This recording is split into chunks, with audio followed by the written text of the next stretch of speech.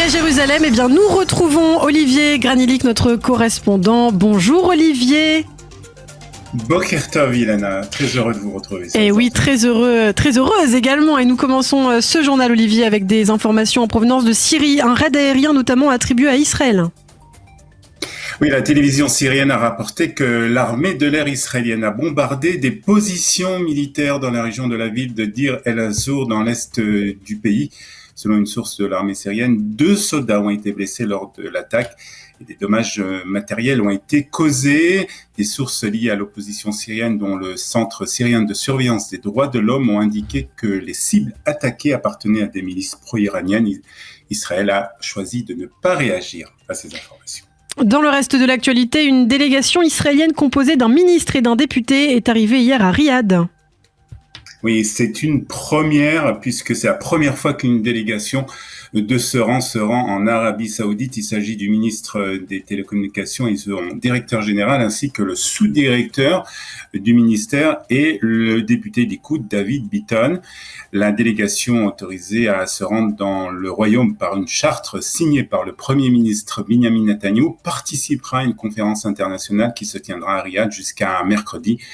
Il rencontrera donc des représentants du monde entier et des officiels saoudiens. Et hier matin, des tirs signalés contre des maisons d'un village au sud de Hebron. Il s'agit du Yishuv de Asael, au sud de la ville de Hebron, qui a été la cible de tirs palestiniens. Il n'y a eu fort heureusement aucun blessé. Les forces de sécurité ont ratissé la zone à la recherche des terroristes. Et puis la ministre des Implantations, Ruth Struck, s'est rendue sur place. Il s'agit d'un véritable miracle. Nous devons tout faire pour nous assurer que de tels attentats ne se reproduisent plus. Je suis allé à la rencontre des habitants de Asael après les tirs dont ils ont été la cible. J'en sors avec un programme de travail, a déclaré la ministre. Au chapitre diplomatique, les protestations israéliennes contre la politique française au Liban. Oui, il y a quelques jours, le ministre des Affaires étrangères israélien a organisé 2 rencontres de réprimande avec des diplomates français concernant les tensions à la frontière avec le Liban. La première a été avec l'ambassadeur adjoint de France qui a été convoqué pour recevoir un blâme, tandis que le responsable de l'ambassade d'Israël à Paris a réprimandé un haut fonctionnaire du Quai d'Orsay. Bien que les détails des discussions n'aient pas été rendus publics, des hauts fonctionnaires israéliens ont révélé que Jérusalem avait exprimé son mécontentement en raison de l'adoption totale par la France de la position du gouvernement libanais et de son ignorance de la présence enracinée du Hezbollah dans la zone frontalière avec Israël. Ils ont ajouté, si cette tendance persiste, il n'y aura qu'un intérêt à poursuivre les négociations avec la France sur la question libanaise. Et ce matin, quelques mots de politique en Israël. Des primaires vont avoir lieu dans le parti Yesh Atid de Yair Lapid. Oui, c'est une grande première, puisque c'est la première fois que des primaires vont avoir lieu au sein de ce parti créé en 2012 par Yair Lapid. Il avait été critiqué en tout cas pour son absence de démocratie interne. Il devrait néanmoins s'agir d'une élection de pure forme, puisque le poids politique de Yesh Atid demeure lié à l'image de son fondateur Yair Lapid. Dans ce contexte, celui qui devrait être reconduit facilement à la tête du parti, d'autant qu'un seul candidat s'est déclaré à ce jour en la personne du député Ram Ben Barak, ancien numéro 2 du Mossad. Enfin, pour terminer, Olivier, la traditionnelle bénédiction des Kohanim a eu lieu hier au Kotel. Avec plus de 50 000 personnes qui ont participé, cette bénédiction organisée pendant les jours de Chol HaMoed, de Pessah et de Sukkot réunit donc chaque année plusieurs milliers de personnes et de plus en plus, puisque le Rav du Kotel et des endroits saints a décidé d'organiser une séance supplémentaire en quelque sorte. Une nouvelle bénédiction en présence de plusieurs milliers de pèlerins aura lieu demain, mercredi. La saison des Nobel a commencé et hier a été décerné le prix Nobel de médecine à une Hongroise et à un Américain, Kathleen Carino et Drew Weissman. Et pour en parler, nous sommes avec le professeur Cyril Cohen. Professeur Cyril Cohen, bonjour. Bonjour Olivier. Et moi, Dim Simcha, vous êtes directeur du laboratoire d'immunologie de l'université de Bar-Ilan et bien entendu, on vous connaît aussi surtout pour votre spécialité dans le domaine du Covid. Alors ma première question, professeur Cohen, Est-ce que vous connaissez ces 2 chercheurs qui ont, reçu hier le prix Nobel de médecine? Oui, donc on a deux chercheurs, donc Katalin Karikó, qui elle est une spécialiste plus dans le domaine de la chimie de l'ARN, de ce qu'on appelle l'ARN, donc en anglais, en hébreu aussi, en anglais RNA. Donc elle est plus du domaine de la chimie. Par contre, Drew Weissman est un immunologue que j'ai brièvement croisé il y a plusieurs années quand même, qui donc lui étudie un peu la réponse immunitaire d'un certain type de cellules qui causent des inflammations. Donc, en fait, grâce à ce partenariat, entre guillemets, de 2005, Mmh. lorsqu'ils ont publié leurs travaux, ils ont mis au point, ils ont résolu un des gros problèmes qu'on avait avec la technologie d'ARN, qui était en fait que lorsqu'on injectait de l'ARN dans un corps, que ce soit une souris, bon, au départ c'était évidemment dans des animaux, on voyait une réaction inflammatoire qui en fait empêcher l'utilisation, la concrétisation de cette technologie, jusqu'à justement ce que Katalin Karikó et Drew Weissman fassent des petites modifications à l'ARN en neutralisant ce potentiel un peu, je dirais, inflammatoire, ce qui a permis justement après une quinzaine d'années, d'obtenir les vaccins dont on a parlé récemment, les vaccins contre le Covid-19. Il faut dire aussi qu'en fait, cette technologie avait déjà été mise en pratique quelques années auparavant parce que les vaccins Covid n'ont pas été les premiers vaccins ARN. Alors, il y a eu des vaccins à la base avant cela qui étaient évidemment en essais cliniques qui ont été testés. Donc voilà, donc c'est grâce à leur, je dirais, réussite, c'est ce qui a facilité vraiment la concrétisation et la mise au point de ce nouveau type de vaccin. Mais c'est des recherches qui ont été faites déjà depuis longtemps donc? Ah oui, oui, non, d'abord, il faut comprendre que l'ARN messager, c'est une molécule qui est connue il y a des dizaines d'années, utiliser potentiellement justement l'ARN messager comme vecteur d'information pour générer de nouvelles protéines et des thérapies. Donc, ça fait déjà une trentaine d'années que c'est à l'étude, donc ce n'est pas nouveau.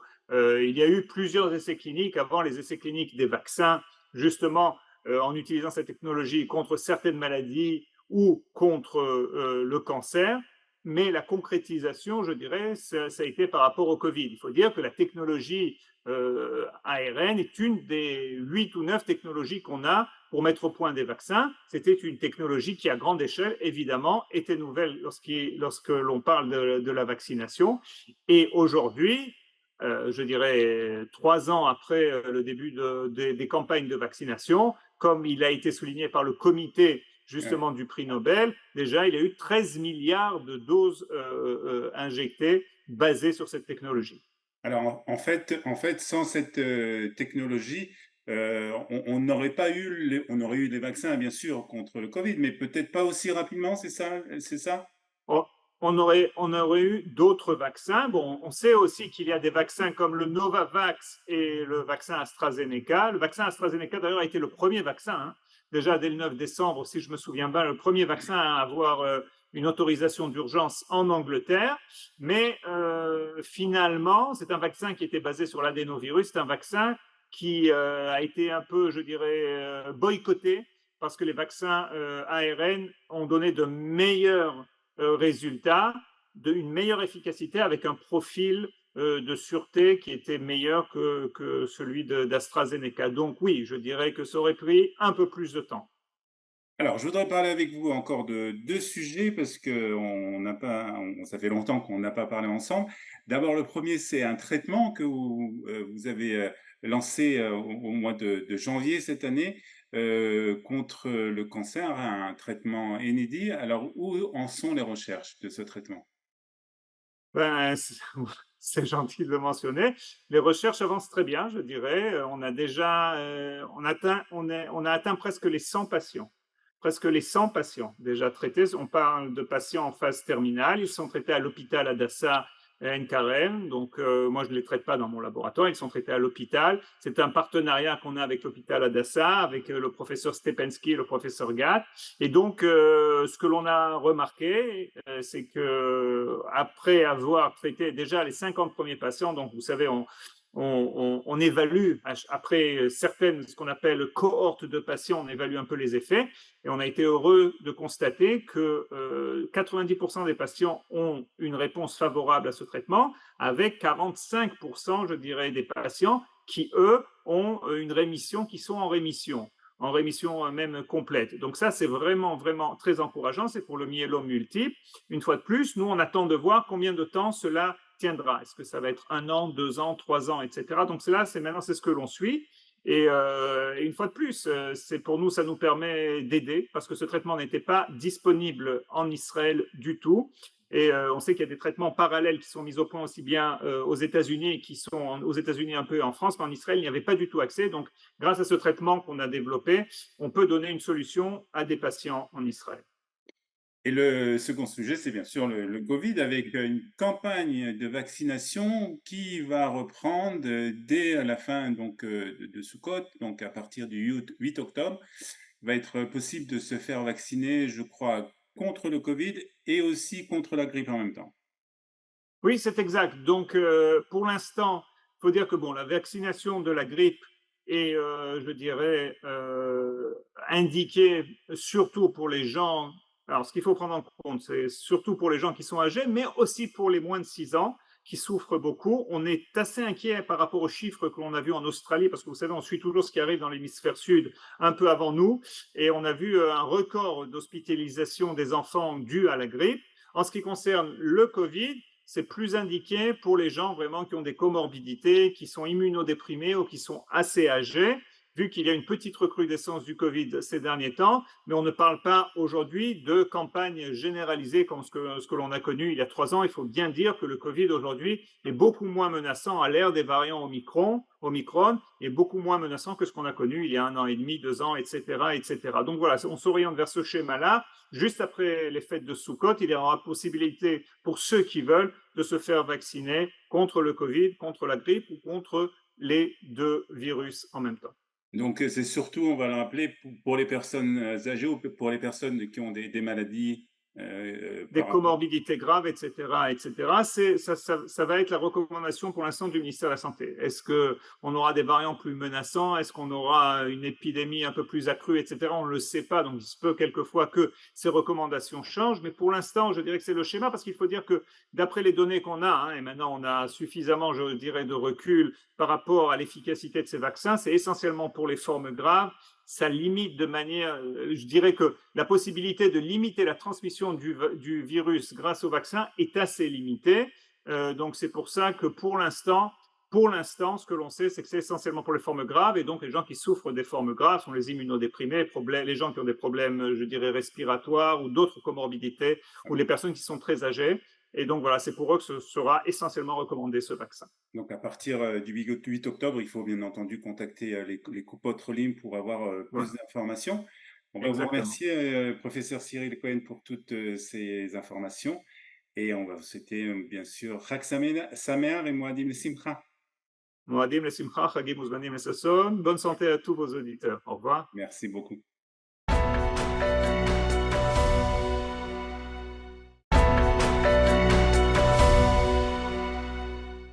À Jérusalem, c'est notre correspondant Olivier Granilli qui est avec nous. Olivier, bonjour et rebonjour. Et le titre principal du Yediot de ce matin est politique, avec une rencontre secrète qui s'est tenue entre Benjamin Netanyahou et Itamar Ben-Gvir.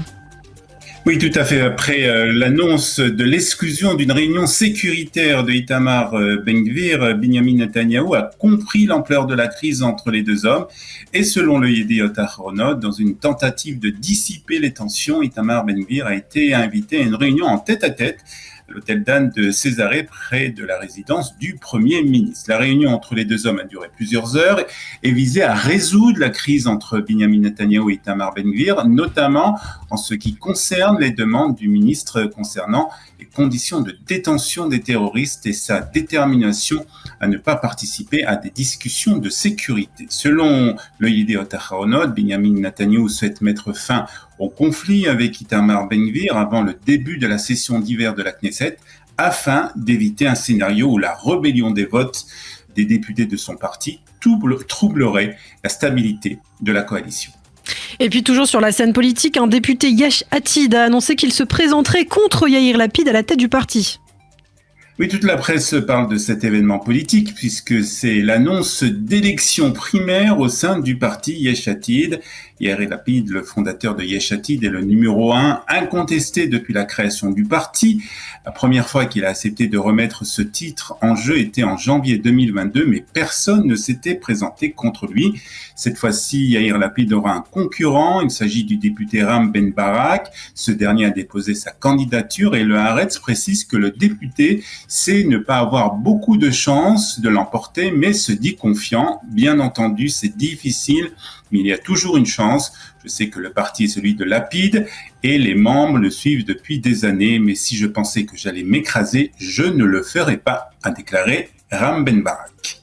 Le Premier ministre et sa femme se sont accordés par ailleurs quelques jours de repos. Cependant, les manifestants opposés à la réforme juridique les attendaient. Et oui, le Maariv nous rappelle qu'il s'agit de la deuxième fois en quelques mois où le paisible village de Neve Atib dans le nord du pays se transforme en zone de sécurité et renforcée en raison de la visite du couple Netanyahou. Lors de la précédente visite, les manifestants ont tenté de franchir les dispositifs de sécurité et ont été appréhendés. De plus, une tente de protestation avait été érigée dans la région et par la suite, avec l'approbation de la police, plusieurs centaines de manifestants se sont approchés du village et ont manifesté à une distance d'environ 300 mètres de l'hôtel. Hier, l'arrivée du couple Netanyahou a été tenue secrète jusqu'au dernier moment pour éviter des manifestations. Une page diplomatique, c'est une grande première. Une délégation israélienne dirigée par un ministre est arrivée hier en Arabie Saoudite. Oui, c'est le Israël Hayom qui nous parle de cette délégation avec le ministre des Communications, Shlomo Kareh, et une délégation de 14 personnes, y compris un député israélien, le député David Bitan, et des représentants du ministère des Affaires étrangères, qui a donc cette délégation a atterri à Riyad, en Arabie Saoudite, pour participer à une conférence internationale accréditée par le Premier ministre Benjamin Netanyahou. La délégation représentera Israël dans un dialogue de paix. Pendant la visite, le ministre Kareh prononcera un discours et rencontrera l'ambassadeur américain en Arabie Saoudite, ainsi que le ministre turc des Communications. De plus, le ministre a été invité à la souka, appelée la souka de la paix, de Mohamed Saoud, qui est un ami d'Israël à Riyad. Et justement, l'Arabie Saoudite pourrait devenir une destination touriste très prisée par les Israéliens. Oui, ce sont les médias économiques qui rapportent que suite aux déclarations du prince héritier d'Arabie Saoudite, Mohamed bin Salam El Saoud, il semble que de plus en plus probable que l'Arabie Saoudite devienne donc une nouvelle destination pour les touristes israéliens. Par conséquent, les compagnies aériennes, les voyagistes israéliens se préparent déjà à proposer des vols et des forfaits vers l'Arabie Saoudite. Ce serait particulièrement intéressant pour la population musulmane israélienne qui, lorsqu'elle utilise son passeport israélien, ne peut pas se rendre directement à la Mecque depuis Israël pour accomplir le pèlerinage obligatoire du Hajj. Ils doivent actuellement passer par la Jordanie où des permis spéciaux sont délivrés pour entrer en Arabie Saoudite. Enfin, nous terminons, Olivier, par la plus grande souka du monde qui se trouve à Jérusalem, bien sûr. Les journaux de ce matin regorgent de suggestions d'excursions et de lieux à explorer pendant les jours de Chol HaMoed Sukkot et le Israël Hayom, par exemple, met en avant la plus grande souka du monde. La mairie de Jérusalem la met en place chaque année sur la place Safra à Jérusalem. Donc, cette souka de 800 mètres carrés peut accueillir simultanément 650 personnes. La construction de cette souka commence plusieurs semaines avant la fête grâce à une équipe d'ingénieurs et de designers. Et les murs de la souka sont ornés d'images de Jérusalem et de versets de la Bible sont inscrits sur les parois. Le public est invité à visiter cette souka géante et à profiter des ateliers et des activités qui y sont proposées.